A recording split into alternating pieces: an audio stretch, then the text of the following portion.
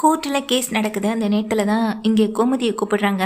பாண்டியனை விசாரிச்சுட்டு கோமதியை கூப்பிடும்போது, சார் அவங்க நைட்டு நெஞ்சு வலினால இப்போ ஹாஸ்பிட்டல் அட்மிட் பண்ணியிருக்காங்கன்னு சொல்லிட்டு இருக்காங்க. ஒரு பக்கம் எங்கள் சரவணன் கதிர் செந்தன்னு அம்மாவை நினச்சி ரொம்ப கவலைப்பட்டுட்டு இருக்கு. அவங்களால இந்த கேஸில் கான்சன்ட்ரேட் பண்ண முடியவே இல்லை. வாதாடுற வக்கீலும் எல்லாமே இங்கே அவங்களுக்கு எதிராகவே வாதாடிக்கிட்டு இருக்க. இன்னொரு பக்கம் பாண்டியனும் தலை குனிஞ்சு ரொம்ப கவலைப்பட்டு நிற்கிறாங்க. என்ன சார், அவங்க கொடுத்த இந்த புகாருக்கு நீங்கள் என்ன சார் பதில் சொல்ல போகிறீங்க? எல்லாத்தையுமே ஏற்றுக்கிறீங்களா?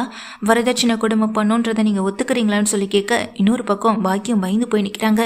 இவங்க ஒத்துக்கிட்டாங்கன்னா நமக்கு பெரிய பிரச்சனை ஆகிடுமே, நம்மளால் தங்க மேலே இந்த வீட்டுக்கு அனுப்ப முடியாது, என்ன பண்ணுறது அப்படின்னு ஒரு பக்கம் அங்கே பாக்கியமும் அப்படியே என்ன பண்ணுறதுன்னு தெரியாமல் தகச்சு போய் நிற்க, அங்கே இருக்க நீதிபதியும் இங்கே பிரேக் டைம் ஆகிடுச்சு, நான் என்னுடைய கருத்தை அதுக்கப்புறமா சொல்கிறேன், தீர்ப்பை அப்புறமா சொல்கிறேன்னு சொல்லிட்டு கிளம்பி போய்ட்றாங்க. இங்கே தம்மாவுக்கு என்ன ஆயிடுச்சுன்ற கவலை. மீனா அத்தைக்கு ஒன்றும் பிரச்சனை இல்லை, இப்போ நார்மலாக நல்லா தான் இருக்காங்க, கவலைப்படாதீங்கன்னு சொல்லிட்டு இருக்காங்க. அந்த நேரத்தில் தான் ஹாஸ்பிட்டல்லேருந்து வந்த மீனாவும் தங்கமயில் என்னென்னு பொய் சொன்னாங்க அதில் ஒரு உண்மையை நிரூபிக்கிற விதமாக கொண்டு வரவும் செஞ்சிடறாங்க ஒரு வீடியோ ப்ரூஃபை. அதை தான் பிரேக் முடிஞ்சதுக்கப்புறம் தன்னுடைய தீர்ப்பை சொல்லணும்னு நீதிபதி வரப்போ அவங்க சொன்ன குற்றச்சாட்டு அனைத்தையுமே பொய்ன்னு மீனா போயிட்டு நின்று வாதாடுறாங்க. சார், நான் அவங்க சொன்ன குற்றச்சாட்டு எல்லாத்தையும் பொய்ன்னு நிரூபிக்கிற விதமாக என்கிட்ட ஒரு ஸ்ட்ராங்கான ஆதாரம் இருக்குது அப்படின்னு சொல்ல, கோர்ட்டில் இருக்க நீதிபதியோ என்ன குடமாதன்னு சொல்லிட்டு வாங்கிட்டு, அம்மா என்னம்மா இது எல்லாமே என்னென்னமோ நடக்குதுன்னு ஒரு பக்கம் தங்கமேல் அழுது புலம்பி கவலைப்பட்டு நின்றுக்கிட்டு இருக்கேன். அந்த ஸ்டேட்மெண்ட்டை வாங்குறாங்க. அந்த வீடியோ ஆதாரத்தை வாங்கி பார்க்குற நீதிபதிக்கு உண்மை என்னன்னு தெரியுது.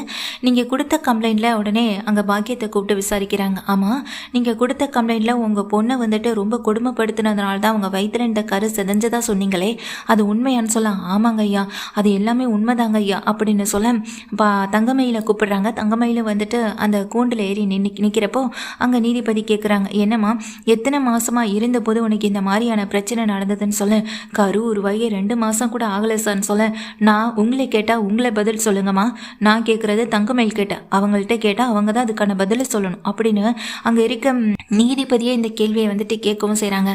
வக்கீல் கேட்குறதுக்கு முன்னாடியே நீதிபதியே எல்லா கேள்விகளையும் கேட்க, அதுக்கு இங்கே தங்கமயிலும் ஆமாங்க அப்படின்ற மாதிரி சொல்ல, அப்போ கன்ஃபார்மாக எல்லாமே உண்மைதானே அப்படின்னு சொல்லி கேட்க, ஆமான்ற மாதிரி அவங்களுமே சொல்லிடுறாங்க.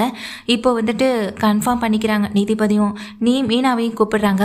இந்த வீடியோவை நீங்களும் பாருங்கன்னு சொல்லி எல்லாருமே காட்ட, அங்கே எந்த ஹாஸ்பிட்டலில் ட்ரீட்மெண்ட் பார்த்தாங்களோ அதனுடைய இங்கே அந்த பில், அதாவது அந்த ஹாஸ்பிட்டலில் ட்ரீட்மெண்ட் பார்த்ததுக்கான எல்லா ஒரு விதமான ஆதாரமும் இருக்குது. முக்கியமாக அந்த டாக்டரே இங்கே வீடியோவில் முன்னாடி நின்று பேசினதுக்கான ஆதாரமும் இருக்குது.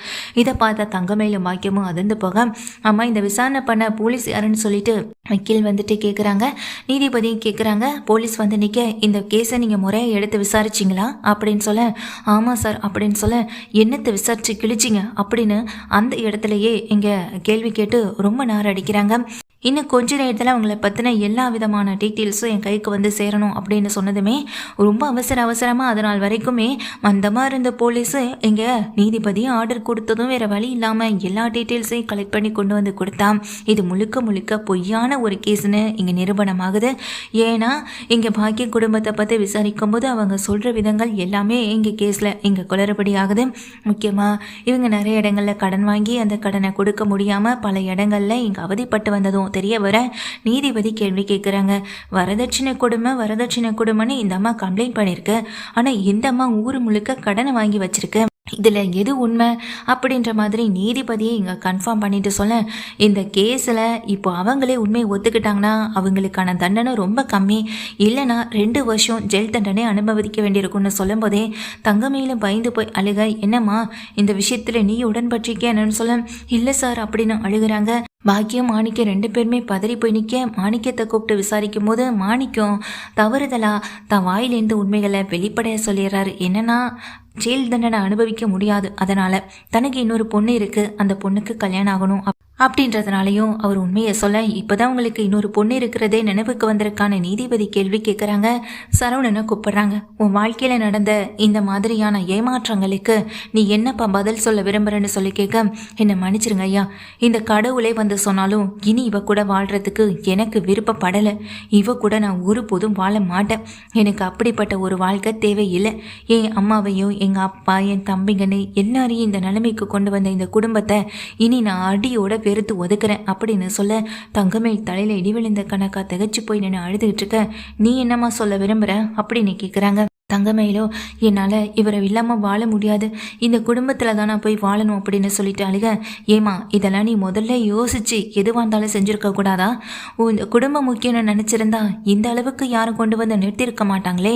பொய் கம்ப்ளைண்ட் கொடுத்தது எதுக்காகன்னு சொல்லி கேட்க மாணிக்கம் அங்கே நின்றுட்டு விஷயத்த சொல்கிறாங்க. எங்களை மன்னிச்சிருங்க ஐயா, பொய் கம்ப்ளைண்ட் கொடுத்து இந்த குடும்பத்தை நாங்கள் சிதறடிக்கணும்னு நாங்கள் நினச்சி கூட பார்க்கல. அப்படி கொடுத்தாலாவது கேஸை வாபஸ் வாங்கணும்னு அவங்க நினைப்பாங்க. கேஸை வாபஸ் வாங்கணும்னா என் பொண்ணு அந்த வீட்டுக்கு அனுப்பணும்னு தான் நாங்கள் நினச்சோம் அப்படிதான் சொல்ல. ஓ, பிளாக்மெயில் பண்ணி நீங்கள் அந்த குடும்பத்தை உங்கள் வலையில் விளை வைக்கணும்னு நினச்சிருக்கீங்க சரிதானே அப்படின்னு அங்கே கேட்கவும் செய்கிறாங்க. அதை கேட்ட பாக்கியமும் முறைச்சி பார்த்தபடி மாணிக்கத்தை பார்க்க, மாணிக்கம் நான் என்ன பாக்கியம் பண்ணுவேன், ஜெயிலு கேஸு ஸ்டேஷனு போனால் நம்ம நிலைமை என்ன ஆகிறது யோசிச்சு பாரு, அதனால தான்ற மாதிரி பார்த்துட்டே நிற்க எல்லாம் சொதப்பிடுச்சுன்னு இங்கே பாக்கியம் தலையில் கை வச்சபடி நிற்கிறாங்க. பொய் கம்ப்ளைண்ட் கொடுத்து அந்த குடும்பத்தை இங்கே மனசளவுலையும் உடம்பு அளவுலையும் காயப்படுத்தினதுக்காகவும் முறையாக விசாரிக்காத இந்த கேஸுக்காக இங்கே 2 போலீஸ் இன்ஸ்பெக்டருக்கும் சஸ்பெண்ட் நான் கொடுக்குறேன் அப்படின்னு சொல்லிடுறாங்க. இதை கேட்டு அவங்க 2 பேருமே ஆடி போகிறாங்க. இன்னொரு விஷயம் என்னென்னா, பொய் கம்ப்ளைண்ட் கொடுத்ததுக்காகவும் அவங்கள இந்த அளவுக்கு ஹாஸ்பிட்டல் இந்த மாதிரி ரொம்ப கஷ்டப்படுத்தினதுக்காகவும் அவங்களுக்கும் சில தண்டனைகள் இருக்குதுன்னு சொல்லிட்டு அபராதம் தண்டனை 2யுமே கொடுத்துட்றாங்க. பாக்கியமும் மாணிக்கமும் அப்படியே அதிர்ச்சியில் நிற்க மேலே வந்துட்டு இங்கே கூப்பிடுறாங்க கூண்டில் வந்து நிற்க வைக்கிறதுக்காக. இன்னொரு பக்கம் தங்கமயில், ஒரு பக்கம் இங்கே சரவணனையும் கூப்பிடுறாங்க. 2 பேருமே திரும்ப வந்து நிற்க, உன் குடும்பத்துக்கு நடந்த அநியாயத்துக்கு நான் இந்த இடத்துல ஒரு முக்கியமான தீர்ப்பை சொல்ல போகிறேன்னு சொல்ல எல்லாருமே அதிர்ந்து போய் பார்க்குறாங்க. ஏன்னா இப்படிப்பட்ட ஒரு தீர்ப்பு எந்த ஒரு கோர்ட்லேயும் நடந்திருக்குமான்னு தெரியலை. சில கேஸ் நிலுவையில் இருக்கும், சில கேஸ் 6 மாதம் கழித்து தான் அதுக்கான ரிசல்ட்டே கொடுக்கும். ஆனால் இந்த விதத்தில் இவங்க இந்த குடும்பத்துக்கு செஞ்ச துரோகத்துக்காகவும் இந்த குடும்பத்தை தலைக்குனிய வைக்கணுன்றதுக்காகவும் பிளாக்மெயில் பண்ணி தான் பொண்ணு அந்த வீட்டில் வாழ வைக்கணும்னு நினச்சதுக்காகவும் எல்லாத்துக்கும் தண்டனையாக நான் கொடுக்குற ஒரே ஒரு விஷயம் விவாகரத்து அப்படின்னு சொல்ல இங்கே கோர்ட்டில் இருக்க அத்தனை பேருமே ஆடி போகிறாங்க. என்ன இது அப்படின்ற மாதிரி எல்லாரும் ஒருத்தருக்குள்ள ஒருத்தர் பேசிக்கிட்டு இருக்கும் போதே இங்கே நீதிபதி ஆர்டர்னு அதை எடுத்து தட்டிட்டே இங்கே பார்க்குறாங்க. இந்த பொண்ணை நீ மனமாற பிரிய உனக்கு சம்மதமானு சொல்லி கேட்க, ஆமாங்க ஐயா, என்னால் இனி இவ கூட வாழ முடியாதுன்னு சொல்ல, இங்கே பாருமா இந்த கோர்ட்டு இந்த ஆர்டர் இது எல்லாமே ஒருதலை பட்சமாக இருக்குன்னு மட்டும் நினச்சி கூட பார்க்க வேண்டாம். உன் வாழ்க்கை நல்லா இருக்கணும்னு உன் குடும்பத்தில் இருக்கவங்களே நினைக்கல.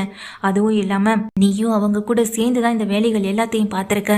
அந்த பையனுக்கு உன் கூட வாழ விருப்பம் இல்லை, அப்படியே உன் கூட சேர்ந்து வாழணும்னு தோணாலும் ஒருவேளை அப்படி வாழ வைக்கணும்னு யாராவது கொண்டு வந்து கட்டாயப்படுத்தினாலும் நான் உயிரோடு இருக்க மாட்டேன்னு சொல்கிற இந்த தம்பி இதையெல்லாம் யோசிச்சு நான் ஒரு முடிவு எடுத்திருக்கேன்னு சொல்கிறாங்க. இது வரைக்கும் இந்த கோர்ட்டில் பல தீர்ப்புகள் நடந்திருக்கும். ஒவ்வொருத்தவங்களுக்கும் ஒவ்வொரு தீர்ப்பு ஒவ்வொரு இடங்களில் ஒவ்வொரு நேரங்களில் கிடைக்கும். ஆனால் ஒரே தீர்ப்பு ஒரே நேரத்தில் ஒரே இடத்துல இப்போ தான் இங்கே தான் முதல் தடவையாக கிடைக்க போகுது.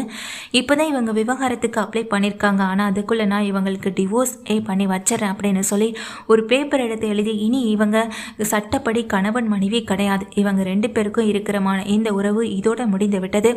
இதுக்கு பிறகு இவங்களால் இந்த வாழ்க்கையை தொடர்ந்து வாழ முடியாது. அவங்க வாழ்க்கையை பார்த்துட்டு போகிறது தான் நல்லதாகவும் இருக்கும். இதுக்கப்புறம் இந்த ஃபேமிலியோட இந்த பிரச்சனை இந்த கோர்ட்டு வரைக்கும் வரக்கூடாதுன்னு தான் நானும் நினைக்கிறேன். தப்பாக உபயோகப்படுத்தின அந்த குடும்பத்துக்கான தண்டனையும் கிடைச்சிருச்சு. அதுவும் இல்லாமல் முறையாக விசாரிக்காத போலீஸ்க்கும் தண்டனை கிடைச்சிருக்கு.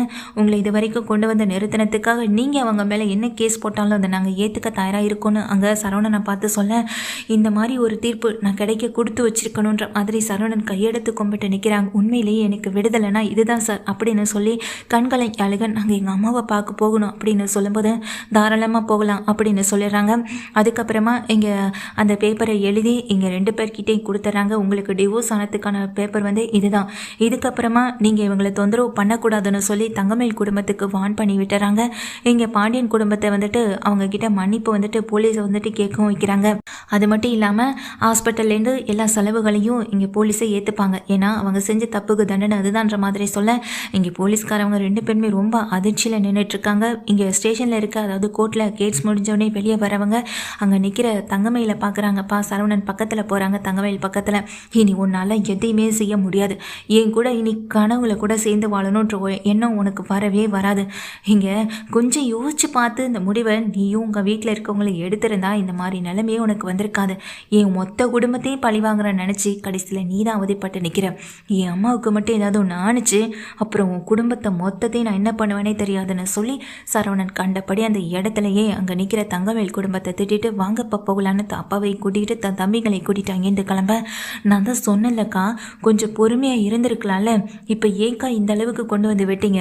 டிவோர்ஸ்ன்றது இப்போ கிடைக்கிறக்கூடிய ஒரு விஷயம் கிடையாது. ஆனால் இதை இப்போவே உடனடி தீர்ப்பாக இங்கே நீதிபதி கொடுத்துருக்காருன்னா அப்போ அவரும் எந்த அளவுக்கு இங்கே கோவத்தில் இருந்திருப்பான்னு கொஞ்சம் யோசிச்சு பாருங்க. பிளாக்மெயில் பண்ணி ஒரு குடும்பத்தில் வாழ வைக்கணும்னு நினச்சா எப்படிக்கா வாழ வைக்க முடியும்? இல்லை சரவணன் மாமாவை தான் சந்தோஷமாக இருக்கும்படி கட்டாயப்படுத்த முடியுமா? எதுவுமே முடியாதுல்ல. எல்லாத்துக்கும் நேரம் காலம்னு ஒன்று இருக்குது, அது மூலமாக தானக்கா பதில் சொல்ல முடியும். ஆனால் நீங்கள் பண்ண இந்த வேலைக்கு இன்னைக்கு நீங்கள் தான்க்கா அனுபவிக்கிறீங்கன்னு சொல்லிட்டு அங்கேருந்து கிளம்பி மீனாவும் போயிடுறாங்க ஹாஸ்பிட்டலுக்கு கோமதியை பார்க்குறதுக்கு. இங்கே மொத்த குடும்பத்தை, அதாவது பாக்கியம் மாணிக்கம் தங்கமேல் எல்லாரும் அழுதுகிட்டு நிற்க, போதுமா உனக்கு இப்போ சந்தோஷமானு சொல்லி அம்மாவை திட்டிட்டு அந்த கையில் இருக்க பேப்பரை வாங்கி பார்த்துட்டு ஒன்று கதறி அழுதுகிட்டே தான் இருக்காங்க. ஸோ இந்த மாதிரி போனால் நல்லாயிருக்கும்னு நினைக்கிறவங்க இந்த வீடியோவுக்கு ஒரு லைக் பண்ணி உங்கள் ஆதரவை தருவீங்க.